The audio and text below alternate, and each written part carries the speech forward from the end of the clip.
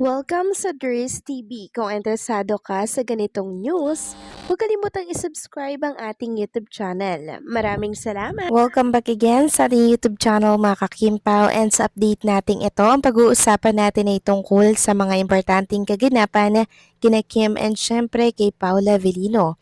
Pero bago po ang lahat, maraming salamat sa inyong patuloy na pagsuporta at pagsubaybay sa mga daily update natin.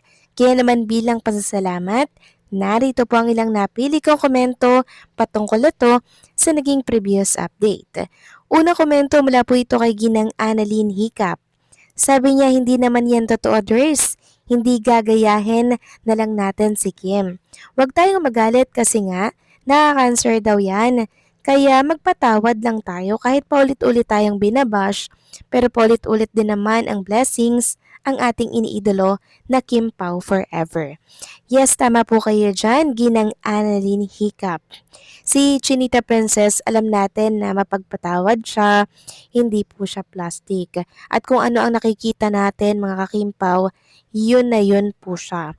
Ibig sabihin, hindi talaga siya nagiiwan ng galit sa kanyang puso. Kaya kung ano man po yung nagawa siguro ni Janine, napatawad na po ni Chinita Princess si Janine. And hopefully lamang po, worth it mga kakimpaw itong ginagawa po ni Kim na pagpapatawad sa mga tao po na nagkakasala sa kanya. And yes, tama po kayo dyan, kahit paulit-ulit po na ibatikos or ibash si Chinita Princess, paulit-ulit or triple naman po ang blessings na binabalik sa kanya. Kaya naman hinihikayat ko po ang mga Kimpaw fans na wag na po nating gayahin ang ibang mga fanay nitong si Janine. Kasi alam nyo mga kakimpaw, sila po talaga yung nagpapauna ng galit and syempre pambabatikos para mapag-away po ang Kimpaw at ang iba pang mga Econinapan. So wag na lang natin silang patulan, maging payapa at harmony lang sana ang ating pagsuporta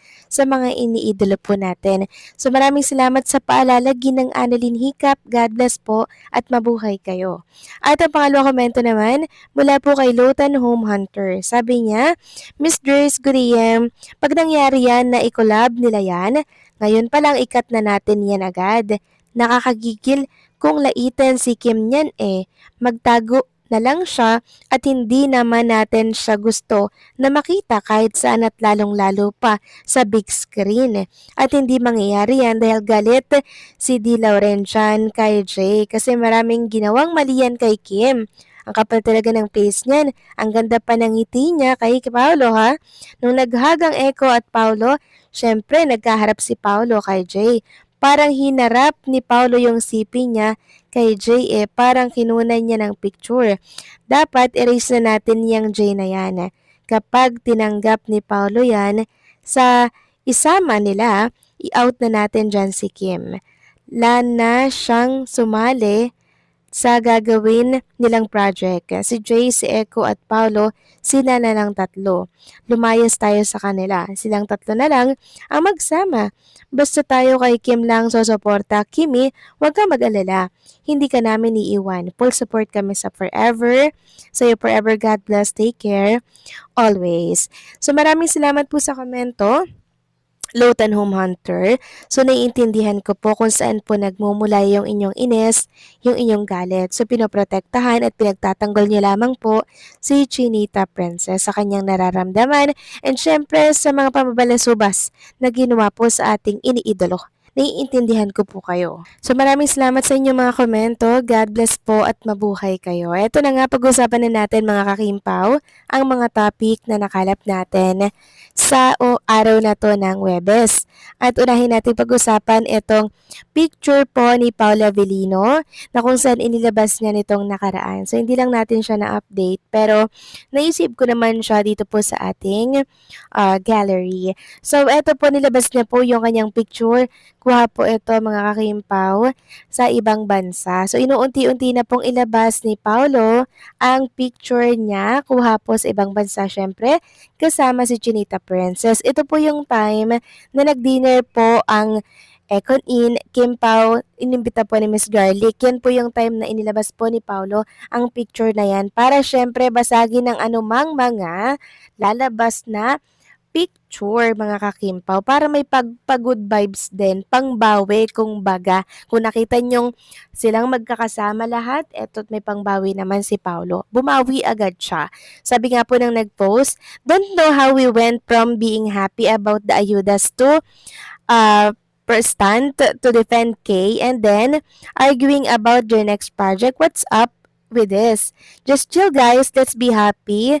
KP are literally glowing right now. That's all that matters. Focus on Paulides ayuda. So dito pa lang, panalong-panalo na tayo mga kakimpaw. Kasi inuunti-unti na po ni Paulo yung mga ayuda natin na dapat noon niya pa po ito inilabas. Pero since nanahimik nga sila at gusto po nila ng privacy, late post na lang mga kakimpaw ang ginagawa ni Paulo. Pero at least, may paayuda sila together mga kakimpaw, di ba? So dun pa lang dapat good vibes lang tayo at maging positive. Huwag na po natin yung patulan yung echo ni na yan, okay? Dito lang tayo mag-focus kay Kim and Paula Avellino. Samantalang next topic naman tayo, pag-usapan natin itong ibinahaging picture ng Trending Files PH.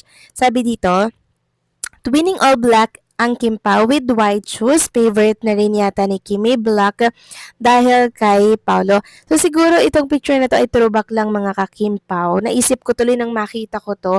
Aalis ba si Kim and Paula Avellino papuntang Cebu? Kasi 'di ba may event po si Kim and Paulo para po yan sa Sinulog 2026. Tapos si Chinita Princess parang may shooting pa ata sa CCLX, 'di ba? So parang panibagong blessings po 'yon. So ang tanong nga ng marami, magkakasabay po kaya si Kim and Paula Avellino sa flight papunta po ng Cebu? So yes, possible mga kakimpo na magkasabay kasi every time naman po na may ganap si Kim and Paula Avellino sa isang lugar, nagsasabay po talaga yan mga kakimpaw. Alam naman natin kung anong meron kay Kim and kay Paula Avellino, hindi po ba? Gagawa at gagawa ng paraan yan si Kim or si Paulo. Or kung hindi man po magkasabay, okay lang din naman yun mga kakimpaw. Baka merong commitment na ahead of time si Junita Princess kaya siya mauuna or si Paula Avellino, ganun din. 'Di ba? So vice versa lang yan. Kaya wag tayong maghanap kung di kasabay si Kim or si Paula Avellino ng isa't isa. 'Di ba? Ang isipin natin yung realidad mga kakimpaw kung anong meron sa kanilang dalawa.